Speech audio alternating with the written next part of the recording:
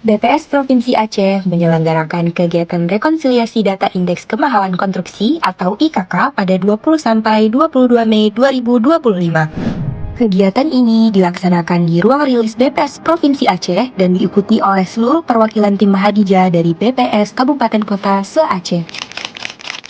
Dengan didampingi oleh fasilitator dari BPS Pusat, kegiatan ini bertujuan untuk menyelaraskan dan memverifikasi data IKK secara menyeluruh.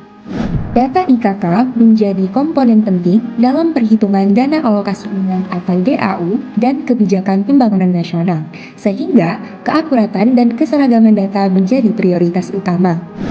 Selama 3 hari, para peserta terlibat aktif dalam pembahasan teknis, klarifikasi data, dan penguatan metodologi.